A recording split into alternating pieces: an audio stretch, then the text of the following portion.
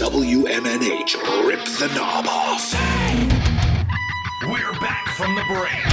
Matt Connarton Unleashed.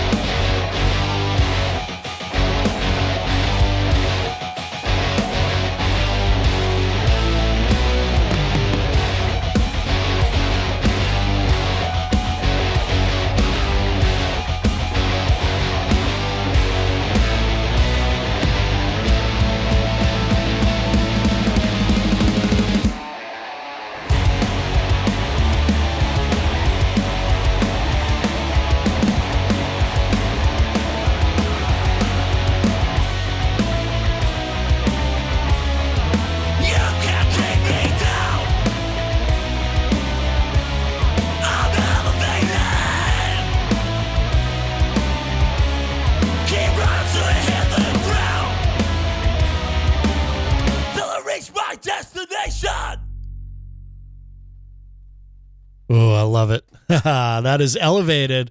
The band is MillionYears, and we have entered hour number 3, numero trace of Matt Connarton Unleashed. And let's get this up because we got a couple of the guys from the band MillionYears here with us via Microsoft Teams. Hey, guys, welcome. Hi, Matt. How are you doing? Good. Good. Please introduce yourselves. Yeah, so I'm Steve. I'm the bass player, and we've got our handsome frontman, which is James. Yeah, I do vocals. He does vocals, yeah. And the rest of the lads are currently tied up with family on the weekend, so we're holding the fort at the moment. But before we jump on, I just want to say Happy 4th of July to you guys. Thank you. As a Brit, it's kind of like, okay. But yeah, Happy 4th of July. Well, thank you very much. I'll tell you, it's funny. Last night I watched fireworks with British people who happen to be here in the area. We've got a lot of shared values, haven't we, between US and the UK, which is great. And long may that continue. There we go. Well, I heard it's actually Oasis Day in the UK. Is that true? Jim, I have no idea. Okay, that's what somebody told me. Oasis is getting a lot of coverage with the World Cup currently, though, because it's one of the theme songs off the back of the matches that England are playing. So we've just got our next match is Mexico, is the Azteca, and then we've got to wait up till 1 o'clock on Monday morning. So by the time this match finishes, that's 3 o'clock. So I expect no one in the UK to be at work at all whatsoever. So yeah, fun times. No doubt. To do it. Now, where exactly in the UK are you guys? Are you in Durham? Is that correct? Yeah, just outside of Durham. So for those who don't know, we all don't live in London. Durham's in the northeast of England, just south of Newcastle. It's close to the Scottish, about an hour and a half away from the Scottish border. So we're northern, proper Got- north. We're more northern than Manchester. Gotcha. Yeah. Now this band, Million Years, you guys haven't been around for that long, right? Did you form just last year? Is that correct? So in its current format, last year we picked up our new drummer and an extra guitarist last year, and everything that you've heard, that tune that you just played there, Elevated, is off the back of that. It's our newest guys at the moment, but we started the band It was about 2 years ago, wasn't it? Yeah, about two and a bit years ago. But it's just developed and it's changed quite a few times, and now we've got 5 of us. So yeah, we're hitting on from there. Yeah. Gotcha. I love the single Elevated. Now that's the newest single, correct? That is, yeah. That was released early this year, and I believe we might have another single to show folks later on the show for yourself, which is Circles as well, which was released last year. But we're just about this month, July, about to lock ourselves in the studio for a week, and we're looking to put together a 4-track EP, which we're hoping really shows a marked step in our evolution as well, with some of the ideas that we got. So heavier, faster, more in your face as well. Oh, some of those riffs. Outstanding. So tell me about the track Elevated and what was the genesis of that in terms of the lyrics of it, because my understanding is there's a little bit of a story here. Yeah, certainly, Jim. It's about when people try to put you down kind of thing, and then showing them who's the boss kind of, and coming back and being stronger for it, and showing people like you're not weak and you're strong, basically. It's the proverbial middle finger. Right. It is the proverb. Plus, the other side of that as well is, all of us in the band, we're all mid-30s, apart from myself. I'm the old man of the band. I'm in my 40s. Yeah. And a lot of people say, "Well, aren't you too old to be doing this?" No, not at all. And it's kind of the middle finger to that mentality as well. Yeah, that's excellent. No, I can appreciate that. Did someone actively try to discourage you guys from doing this, or for that reason? Oh, there's been a fair few in the last few years, Really? people saying, "Aren't you too old?" Stuff like that. But obviously, I don't listen to them. I keep on pushing forward. Yeah, absolutely. Yeah, you can't let other people define what you can do and what you're capable of, and I feel like there's less. I feel like there's just generally less ageism though than there used to be when it comes to music. You look across the scene. You've got bands like Kiss keep doing the last tour ever. Iron Maiden. The age of those guys now, Metallica kicking on. Age is just a number. It shouldn't mean anything. You do see it in the industry though that of course we haven't got the side of youth on our side, should we say, and there's a lot of in our area there's a lot of younger bands that are coming through and automatically get some more of that attention because of the youthful looks and the way they go about things. But I mean, at the end of the day, we love it. We don't really care what other people will say. In that regard, it's nice to get good feedback. It's nice to take negative feedback and adjust from that as well. But it's always nice to put the middle finger up and do what we love. Absolutely. I agree. I can get on board with that 100%.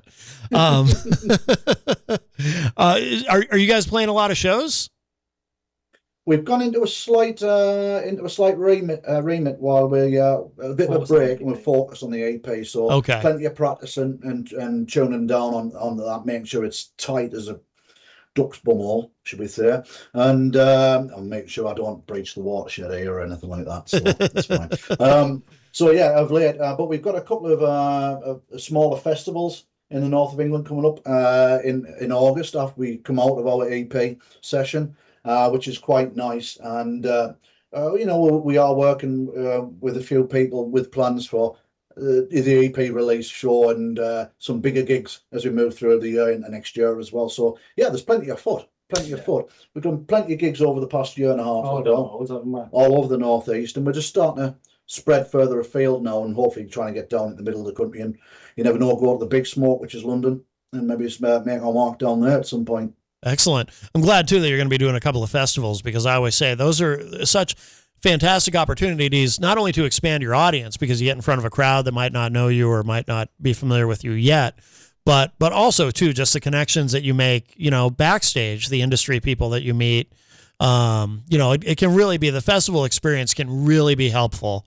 Yeah, it's that networking, isn't it? It's Yep. it's not you put your business hat on and you try and network, but at the same time, it's so nice to meet other people and make and strike up friendships with people with similar ideas and focus, and it's nice. It's nice to see the other bands as well at these gigs and festivals, because there's a lot of bands on, and it differentiates across the day who's playing what kind of genre. We do generally sit in that alternative rock, post-hardcore punk genre. Yeah. In that right. So, but there are, bands at these festivals that sit down the alternative or even grunge. There's a lot of that still kicking around, even though we're 30 years past it. You know what I mean? It's cyclic as well. You'll see the music come round in cycles. Yeah, I had a guest tell me recently, a guest from the UK tell me that grunge is actually really big there right now. Is that true? Yeah, it's what we've seen with the grunge scene is, and personally myself, and I go not only to just festivals and stuff, I go to a lot of local shows, armed with old band cards and badges in my pocket, and just to say hello to people and really touch the scene. But with grunge, it's kind of meshed with shoegaze here. Yeah. As well, so there's that dreamy shoegaze grunge element that's going off, which is like a modern take, I believe, on grunge, which is quite interesting to hear, and it's quite nice. I mean, obviously you can't beat the old guys like Nirvana and Pearl Jam and all that, and Alice in Chains, etc. So, but it's nice, and it's that cyclic. It will come back round. Trends always come back round, and that's where we feel. We often feel sometimes with some of the stuff that we've released and that we're doing, that if we'd been around in the early 2000s, maybe we'd be more on the platform now. But with the with the way that the music industry is, we feel as though we're niche at the moment, but we're fully expecting that might hopefully expand out further as people come back to listening. Right, no doubt. I mean, how do you kind of, everyone always hates this question, but how do you kind of define your sound or categorize your sound? Because I hear, it's some hardcore elements certainly, but also there's some groove there. And Steve, I'm a bass player myself, so I pay attention to you're picking the bass line up. It's quite hard. It is. We've been asked so many times. We've gone from alternative rock. Are we in punk? There's a few people compare us to Rise Against. I think that would be quite a close-ish band, but not the same, if that makes sense. But I think also because the five members, the lads who are in here, we've got Enders on drum, we've got Dan who does guitar and vocals, and Anthu is the second guitarist. We've all got different genre styles that we're brought up on and what we like. Jim, you like the Cure and stuff like that, don't you? Yeah. I was brought up on Meatloaf, Led Zeppelin, and all that classic. Some of the other lads are into more skater punk. Alexis on Fire. Yeah, and you kind of find that sits in, and that's why when we get asked, we say we can't pigeonhole ourselves, because it points there is thrash, it points there is a bit of groove and a bit of funk, and it's and the points there is a punk vibe there. And to pigeonhole us is a bit hard. However, we'll take that as a compliment, because that means that we're doing something different, hopefully. Absolutely. Yeah, it's a good problem to have. It is. In the industry, we always try to categorize and label everything, but there's practical reasons for doing that. But yeah, for you to be able to not be easily pigeonholed or labeled is definitely a good thing. Helps you stand out. And yeah, I was. Are there any? Because I would imagine it's a pretty high energy show, right? Are there any videos of your on YouTube? Any videos of you guys playing live? Yeah. So we've got some basic stuff on YouTube, but a lot of our stuff is on our social media, so people can check us out on MillionYears Official on Instagram or Facebook. TikTok as well. MillionYears Official. There's some good lengthy videos there of some of the gigs, and yeah, it's high energy. It's there's none of these awkward silences, gaps. There's always something going off. There's plenty of sweat, plenty of beer being drank, and plenty of head banging and sore heads, and I need to sit down usually afterwards in a nice cup of tea in a stereotypical British way. Right. Is it? But yeah, you can go check ahead. us out on social medias. Yeah, definitely. Yeah, excellent. Is it, Jim? Is it hard to sing this style? Because you're pretty intense on the vocals. Is that because Steve mentioned having some tea? I'm just wondering. I mean, do you do that to do you do anything to take care of your throat? Jakemans. I don't know if you have them in America, but there's a cough suite called Jakemans, which I have every show. Oh, And it just makes it lose up my throat a bit instead of drinking like syrup or whatever you want to. Or whiskey. Or whiskey. yeah. But cough suite. It really helps with me screaming quite a lot, and then after I've played, my voice is usually quite normal. So Really good. yeah. The thing that I've noticed about your screams, Jim, is, and I've heard other people who scream, when you turn that microphone off, it's like a hissed scream from some other artists. It's that force back of the nose throat. This is what Jim's doing is generally a scream. He could actually turn the mic off and it'd still be loud enough. No kidding. So yeah. So he's got some lungs on the lad. I know that. Sounds like it. Yeah. No, that's excellent. So an obvious question, but where does the name come from? MillionYears. Oh, it was from Maya, wasn't it? Yeah. To an extent. So actually, me and Jim first started the band. There's a festival in the UK called Download Festival. You guys might have heard of it. Oh yeah, yep. Yeah, it's quite a large festival. We were there about what? 4 years ago. 4 years ago, yeah. And we got drunk. Jim ended up with kiss makeup on his face that was permanent, couldn't get removed the entire week, and spent loads of money. We came away with it, and we formed a friendship. And we were like, look, Jim knew that I'd played in a band 20 years ago. Jim's always been into his music. Who was it? Frank Turner and the Rattlesnakes you've actually played alongside and stuff as well in previous lives. Yeah, A long time ago. So we're both from a musical background. We just said, why not? We enjoyed watching them, and we always enjoy listening to them. Let's go for it. So we actually started out, and the band name was Pim, wasn't It it? was called Poetry in Motion at first. It's a bit too soft for our likings. We eventually, so we shifted that, and Yeah. Maya or MillionYears is actually abbreviated to Maya. It's a measurement of unit of time, a million years.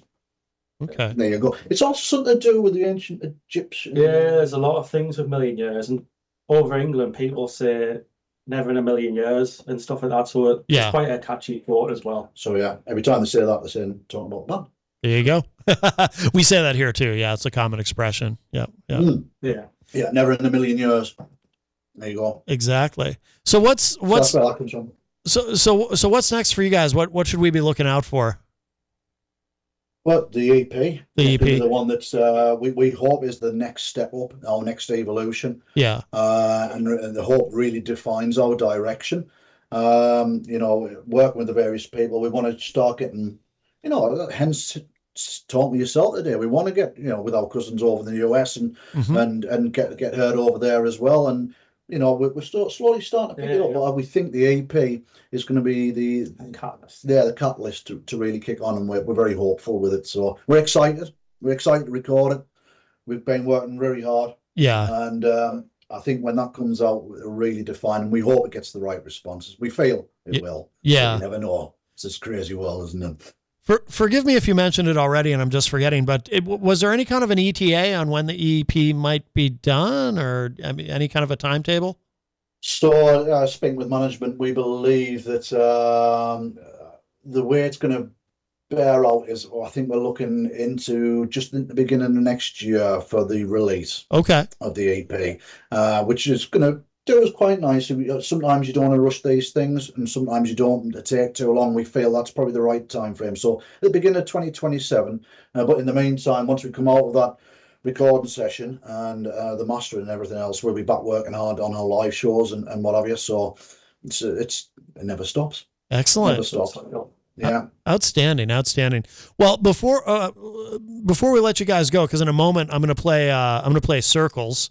Another great track. I love this. So we're gonna hit that in a minute after we conclude our conversation. But I want to make sure that our listeners know where's the best place to go online to keep up with everything that you guys are doing, with everything that MillionYears is doing. Yeah, the best place to catch us is on the social media. So on Instagram and Facebook, there's a lot of content in there. And our handles is MillionYears Official. You can find us both on Facebook and Instagram with that handle. Okay. Outstanding. Well, listen, guys, thank you so much, Steve and Jim. Really thanks, Thank you. Thank you for your time, and happy 4th of July to you guys. Enjoy it. Thank you. And if you ever want to come back, we'll have a word with the king. Don't worry. Okay. All right. Very good. And we'll definitely we'll definitely have you back on in the future, because you guys, it sounds like you had a lot going on and some good stuff coming. So congratulations on everything. And like I said, I love that track, Elevated. And we're going to hit this track, Circles. So we'll let you go for now. But guys, thank you again. Take care. Thanks, man. Take care, everybody. Thank you. You got it. Bye-bye. All right, excellent. So that is Steve and Jim from the band Million Years. And this is another great track from them. I really like this a lot. Check it out. This is called Circles.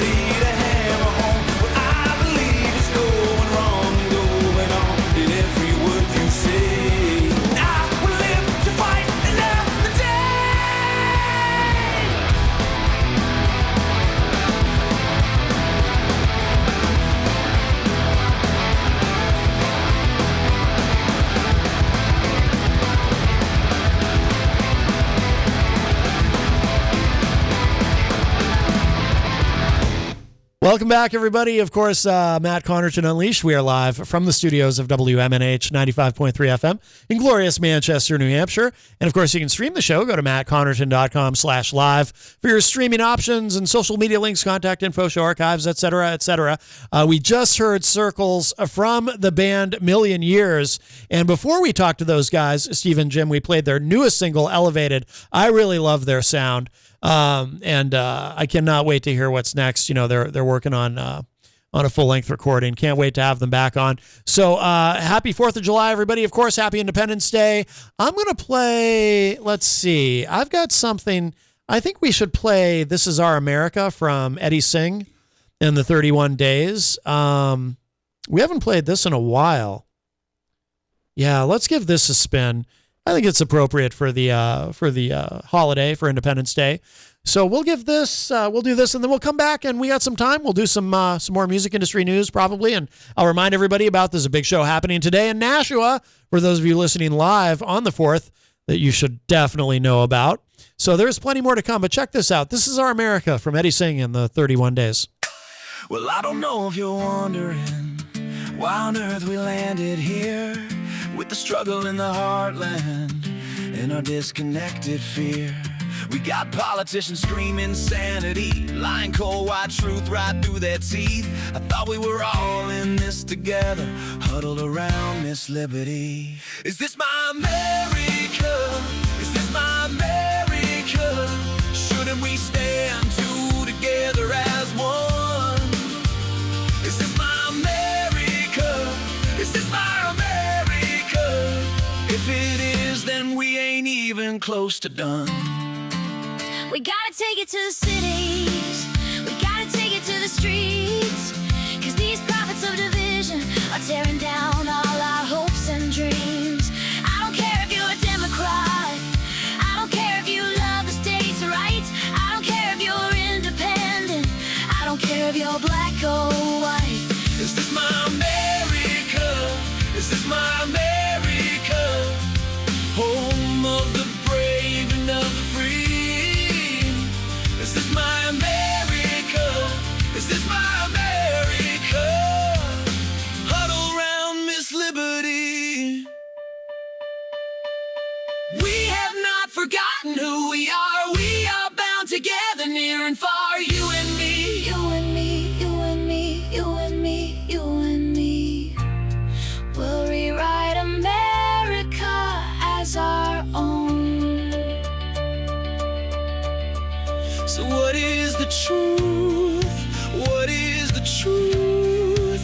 What is America through and through? Will you just Open your eyes, will you just let her in? 'Cause I hear the blowing of the wind. Maybe it was just a pink house. Maybe it was just a pink coat. Maybe we should try to go. Maybe we should take it slow. Maybe we should just have some fun. Maybe we were both born to run. Maybe we should just take a chance. What else? Maybe we should just get up and dance. Is this my America? Is this my America?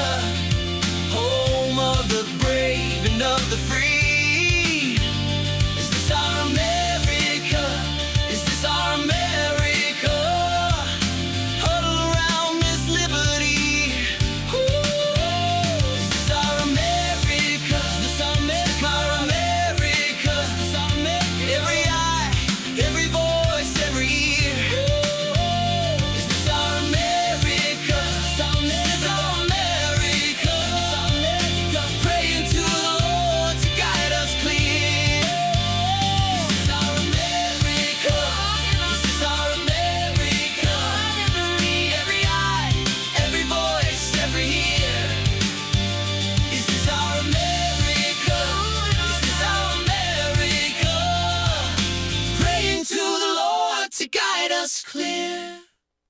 Is this our America? That is Eddie singing the 31 Days. I'm going to play one more song for you before we get to some more music news, because Aaron Bilodeau, we recently featured his newest single from the album Lid Liquor, his new song, The Passenger, which I believe he actually played for us too live the last time he was on the show, but he is scheduled to come back next week, July 11. Aaron Bilodeau here with us live in studio, and I did see him in the chat room also. So I think we should play this song. He's got such a unique sound, and I love watching him play. I don't know if I know he's coming in next week. I don't know if he's planning to play live next week or not, hopefully, but I just love watching him. As a bass player, he's an incredible bass player. He's far, far better than me.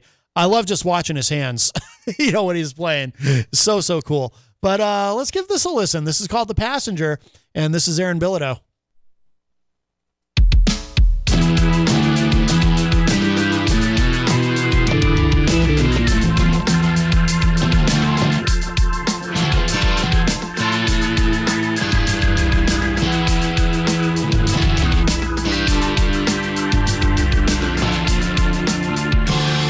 It grows a little bigger every day and waits until the sky's been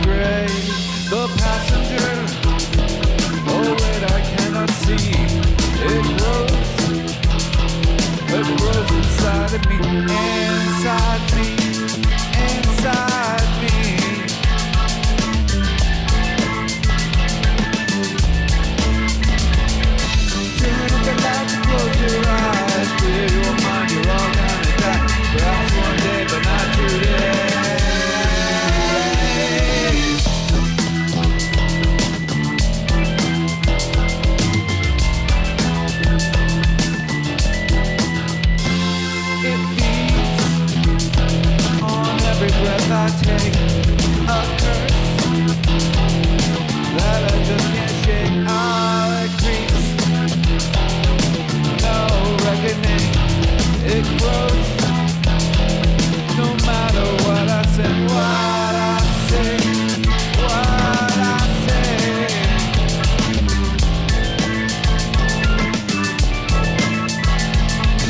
Turn the lights, close your eyes, free your mind, you're all gonna die. That's one day, but not today.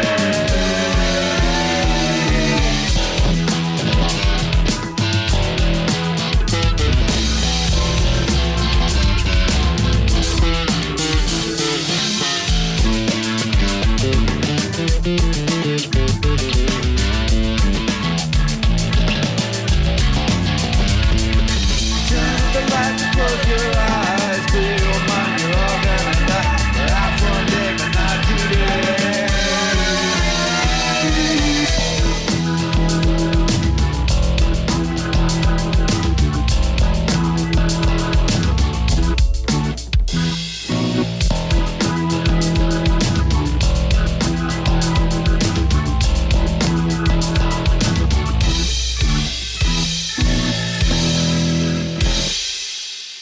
That is The Passenger from the album Lid Liquor from our friend Aaron Bilodeau, who will be here with us in studio next week. Can't wait for that. Welcome, everybody. If you are just joining us live, yes, we are actually live, even though it is a holiday, July 4th, 2026. Happy Independence Day, everybody. Matt Connarton Unleashed. We are at the WMNH 95.3 FM studio in glorious, but hot, very hot Manchester, New Hampshire. I don't even know how hot it is right now. I'm lucky. I don't mind the heat, although I have to admit, yesterday it did get a little oppressive. Oh, it's only 86 degrees right now.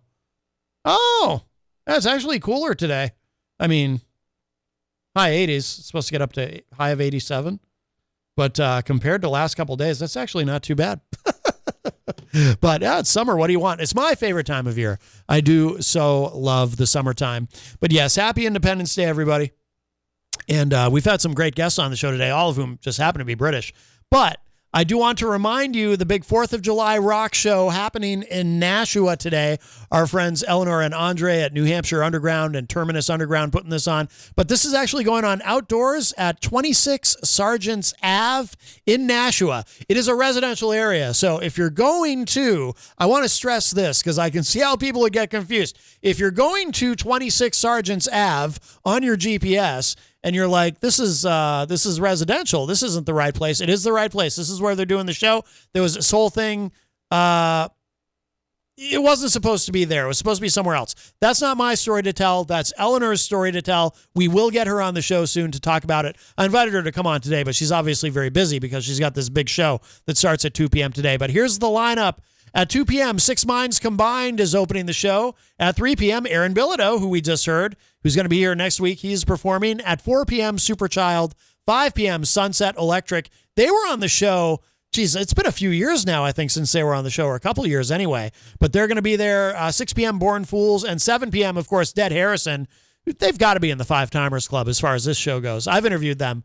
I've interviewed them on other shows too over the years. I've probably interviewed Dead Harrison like 10 times. Great band. Love those guys. They'll be headlining tonight at 7 p.m. So this all takes place, again, 26 Sergeants Avenue if you are in Nashua, or if you're not in Nashua, make the drive. It's worth it. But big show today. Again, 4th of July rock show. Happy 250th America. And thank you to our veterans and active service duty members. And so if you can, it sounds like a great time. Really, really strong lineup today. Let's see. A little bit of music industry news. Which one should we do first? I got a couple of interests. Let's do this one first because, I love talking about branding and trademarks and copyright. I'm not an attorney. I'm not a legal expert of any kind. I do know a little bit about this stuff just because of my experience in the music industry. So, and with podcasts and things. So I do know some. I do know a little bit. I know enough to have an opinion. For example, earlier when we were talking about the latest update on Taylor Swift being sued by Marin Flag over the trademark of, Marin Flag has this podcast, Confessions of a Showgirl. Taylor Swift has the album Life of a Showgirl, and so there is a legal battle that, again, I still can't believe it goes on, but it does. I think it's frivolous. But anyway, so I'm fascinated by all of these things. This I did not know about until today. I didn't know this one was going on, but this is interesting. This is another trademark situation. This is from digitalmusicnews.com, one of my favorite websites for music industry news. Sydney Beach brand beats M&M in legal battle over Swim Shady trademark. Okay, so they've been using this trademark, this company, Swim Shady. It says here, Sydney Beach brand Swim Shady has secured a trademark victory against rapper Eminem, who argued the company's name was too similar to his alter ego. It says here, will the real Swim Shady please stand up? The Sydney Beach brand won a major victory in the trademark fight against rapper Eminem, who argued that the company's name was too similar to his established branding and longtime alter ego, Slim Shady. Now, the Australian Registrar of Trademarks has narrowed the scope of the musician's claim. On Wednesday, the IP Australia delegate, IP for intellectual property, the IP Australia delegate determined that his existing trademarks had not been significantly used across Australia.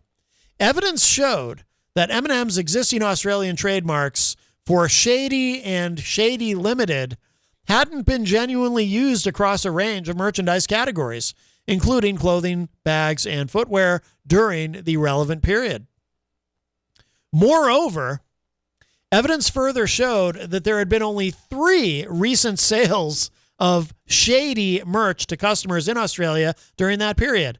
The delegate also found that there were insufficient evidence that Eminem had exercised the level of control over the Australian sale of merch required to maintain trademark protection in these specific categories. That brings up an interesting question that I want to circle back to. Something about this I've always wondered. And again, we're talking about this is, the laws in Australia are not the laws here, but there's a broad question that I've been thinking about when it comes to trademarks. But we'll come back to that. So more to this. Again, this is from digitalmusicnews.com. As a result, the Shady and Shady Limited trademarks will now be removed from several merch categories, thereby allowing Swim Shady to continue selling under its existing brand. The main issue at hand is the timing. Eminem has long been known by his Slim Shady moniker, but he did not register Slim Shady as an Australian trademark in the country until after Swim Shady launched its own business. Swim Shady founders Jeremy Scott and Elizabeth Afrikoff said, quote, while this is an important milestone for Swim Shady, it is one step in the broader trademark proceedings, and we recognize there are still matters to be resolved, unquote. Indeed, the Australian ruling is just one part of the broader dispute.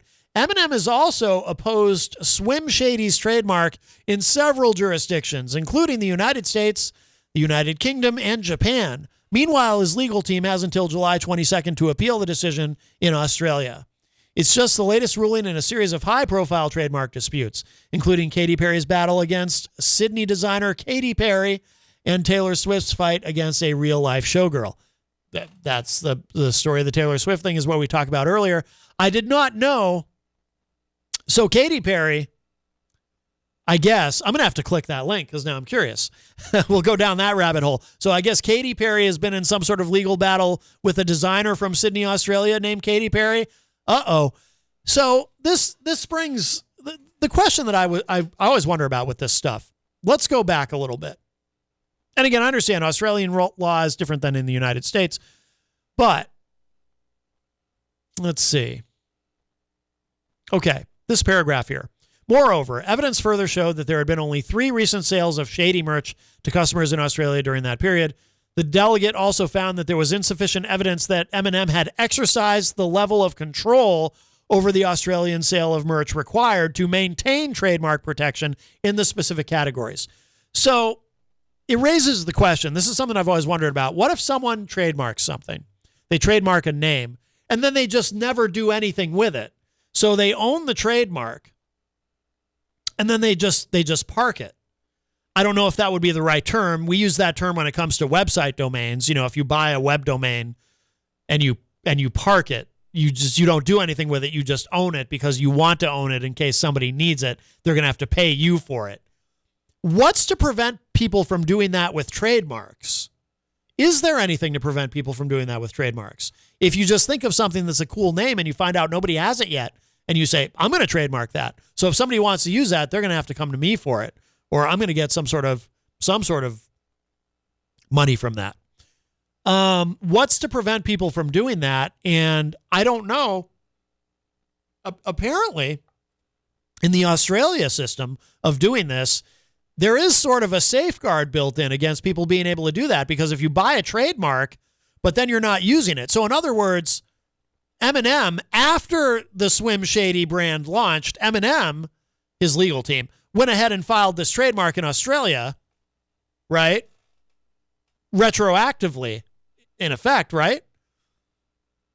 But if they're not doing anything with it, and they're not going to do anything with it, I mean, it's almost a form of harassment in a way.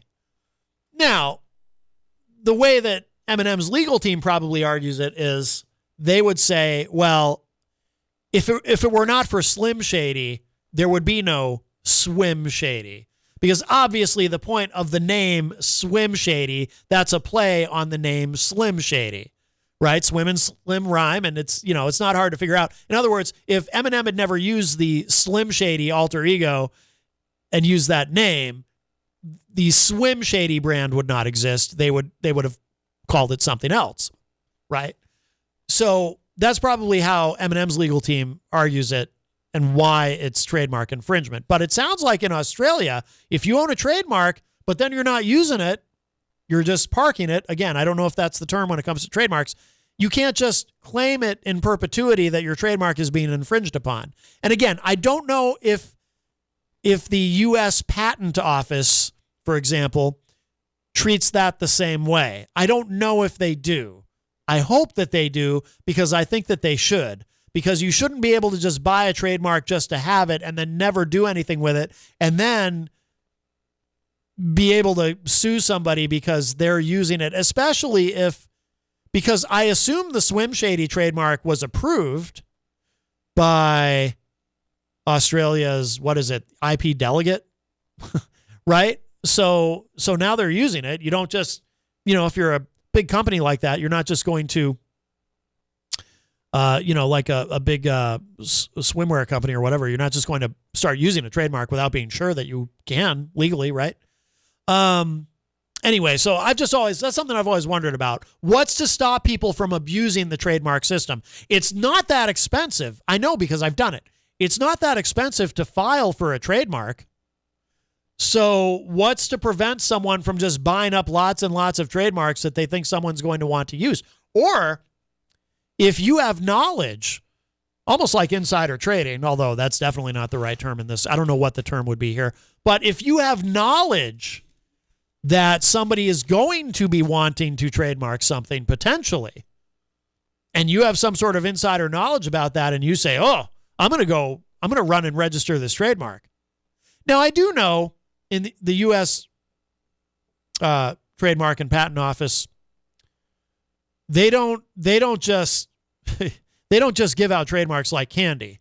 You do have to supply some documentation. But again, what's to prevent someone from just kind of doing that frivolously and presenting that they have the intentions of using this trademark for something, but then in the end they don't use it, they're just parking it. So it's something I wonder about. Now, I wasn't planning on doing this, but now I'm curious. I'm going to click this and see what this Katy Perry thing is all about. So apparently, this happened back in April in 2023. So this is not recent news, but I do think it's relevant. So, and that's why they included the link in the article. So I'm just going to go ahead and look at this. This is from digitalmusicnews.com. Katy Perry beats Katy Perry in a David and Goliath trademark battle, saying this is a win for small business. Okay. All right. So singer Katy Perry has lost a trademark lawsuit by Australian fashion designer Katy Perry. Katy Perry sued the pop star for allegedly infringing the designer's trademark with her merchandise. Oh, interesting. Okay. So on Friday, April 28th, and again, keep in mind, this is a few years ago, Justice Bridget Markovich ruled that clothing sold during Katy Perry's 2014 Australia tour breached designer and small business owner Katy Perry's trademark. Katy's company, Kitty Purry, must pay damages to Katy, the Australian designer, apparently, the amount of which will be determined in May. So we won't go through the whole thing because, again, it's old news. It's from a few years ago. But that's an example of, but again, this, and they do spell them differently, by the way. So Katy Perry, the Australian designer, spells it Katie. And of course, Katy Perry spells it, the singer spells it Katy. Okay. What was the other thing we had? Oh, this is interesting because AI obviously is a subject that comes up quite a bit on the show. We talk about AI and its impact on the music industry and in entertainment and some of the other potential problems that it may raise. This is about Weird Al Yankovic. By the way, I'm a Weird Al fan. Weird Al Yankovic abruptly pulls out of a lucrative AI ad spot saying that he can't be the poster boy for AI. And this is something new that I was not aware of. It says, Weird Al reveals that he was offered a lucrative ad spot for productivity software, but he backed out once he realized the product involved AI. I'm not a fan of AI, quote unquote. Again, this is from digitalmusicnews.com. Parody king Weird Al Yankovic sat down for an interview with Syracuse.com ahead of his Syracuse stop on his bigger and weirder tour, where he revealed that he was offered a nice pile of money to appear in a commercial for productivity-focused business software. But once he realized the project involved AI, he backed out. Quote, I'm not going to mention any names, but they told me it was for a business. It was business software that would increase productivity. I said, oh, well, yeah, sure, I could do that. And then a week before we're supposed to shoot it, I find out this is AI. And I thought, oh, no, I can't be the poster boy for AI. Forget it. So I felt bad about kind of pulling out at the last minute. But yeah, I'm not down with that, unquote. The musician is very familiar with the Weird Al jokes that have cropped up on online sites since the rise of artificial intelligence, but he has made it clear that he is not a fan of AI. Oh, the weird AI jokes. Is that what it is? Meanwhile, besides his tour, Yankovic is working on a Broadway musical. All right. We won't get into that, but I'd be curious to know, though. Here's the thing about this. And again, I respect his decision, but I would just be curious to know when he says, well, I found out the software was AI. Is there an AI component to it? Is it literally like a chat GPT? Like, what are we talking about here? Because, AI, I mean, we can pretend it's like this brand new thing, but it's not. Lots of things have been using, we talk about this when we talk about how, these platforms are now trying to, like Spotify, they're now trying to flag AI generated music. And it's like, okay, cool. But some people are going to get caught up in the net because, every major recording studio with advanced software, some of those programs have AI components in them. If you've interacted with a chatbot online, maybe you're trying to get service from a company and you're talking to a chatbot, that's been going on for at least 20 years, maybe longer. That's an example of AI. So it's not like it's a new thing. I'm just curious, like when he says, well, I found out the software was AI, what does that mean exactly? I would like to know more about that. Again, I'm not, I'm certainly not criticizing him or his decision or anything like that. I respect it, but I would be curious to know more. And I wonder if any of you might feel the same way about that. I just would be curious to know more about that. Yeah, we have time for one more quick thing. Also, Digital Music News reporting this. Spotify shows up a lot in the news, especially lately. Spotify asks judge to shift undisclosed filtering practices lawsuit to federal court. Spotify has officially moved to shift to federal court the undisclosed filtering practices lawsuit filed against it by artist and attorney Mark Cratter. I know a little bit about this, but it says here Spotify set that shift in motion with a notice of removal yesterday after Cratter fired off an amended complaint and aggressively sought an injunction in late June. But to recap, the plaintiff maintains that Spotify in March retooled its streaming and recommendation system without informing the public or artists themselves. The alleged pivot fueled a sudden, simultaneous, and systemic collapse in streams across Cratter's multiple artist profiles, according to the complaint. Okay, that's very interesting. So in other words, he's suing, saying, look, Spotify has changed the way that they do this, the way they do their filtering system, and because of that change, my streaming numbers are way down. I'm not getting the traffic I was. I have a gut reaction to that, but we'll finish this article quickly, and then I'll tell you what I think.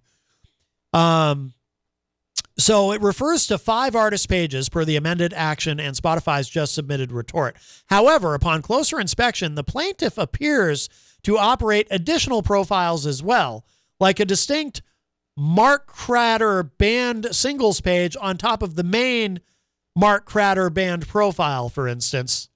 That can be a problem, having too many profiles. And with actual consumption data factoring prominently into the action, Cratter is accusing Spotify of making the relevant changes to boost major label catalogs at the expense of indies. Now, Spotify has weighed in on the suit and filed to shift the showdown from the Stamford Superior Court to the U.S. District Court for the District of Connecticut.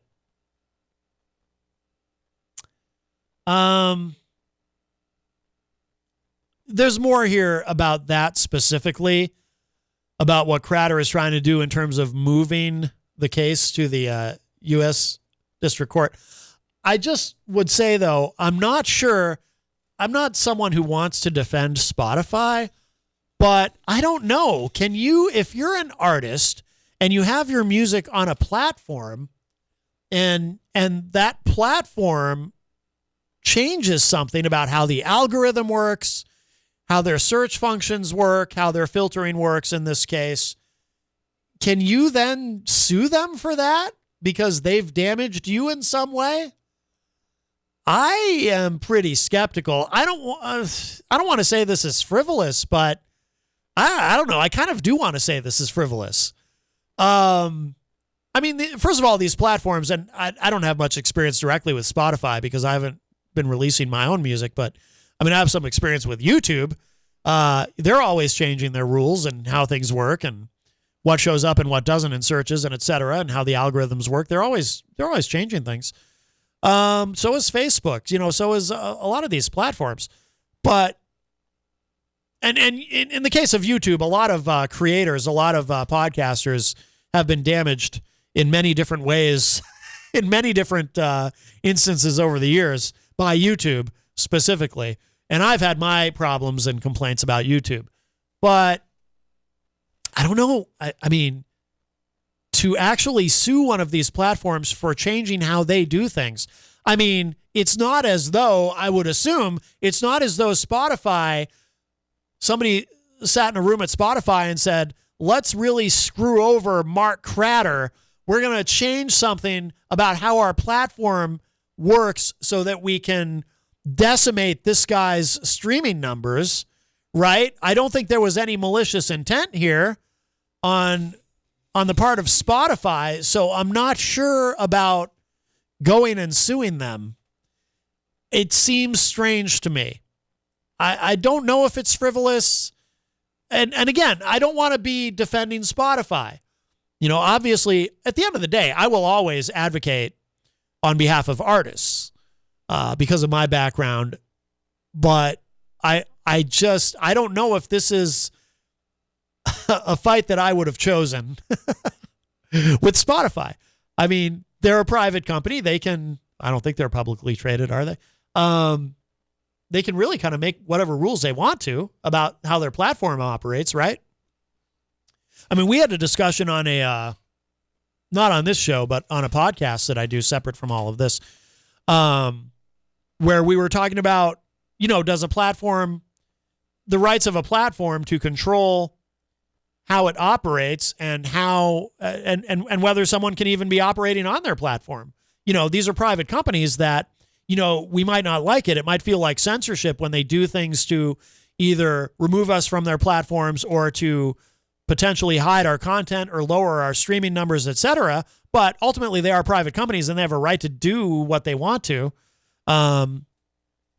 So I just don't think I don't think this guy, Mark Cratter, is going to win, I guess that's my long-winded way of saying that.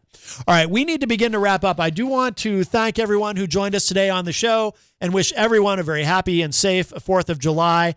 Happy Independence Day to everybody. And of course, I want to thank all of our great guests today.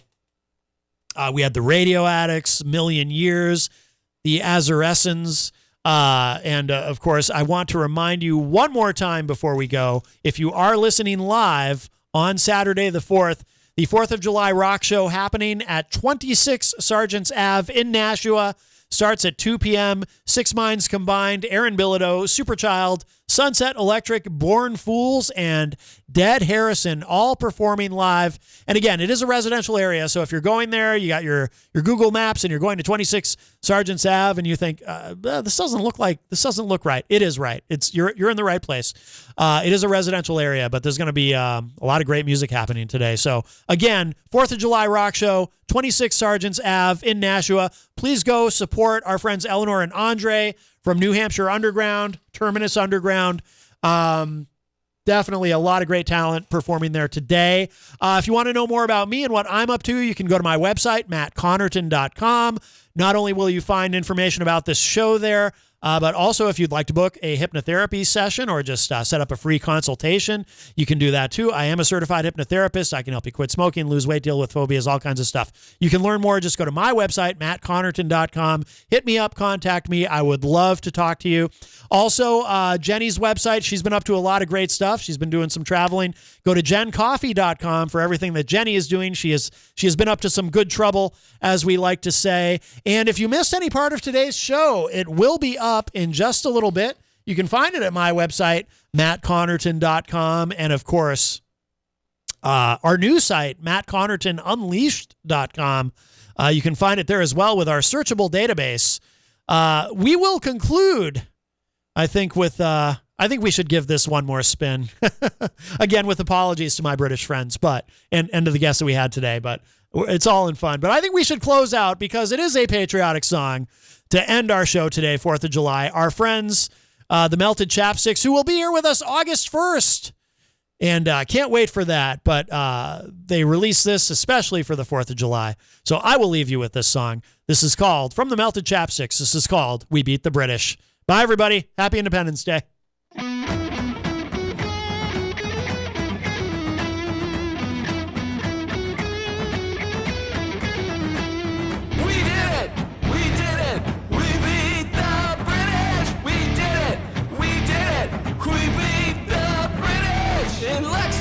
A shot was fired, I really don't know why. Now we party like rock stars on the 4th of July. We did it, we did it, we beat the British. We did it, we did it, we beat the British. They thought that they could tax us, we told them to go to hell.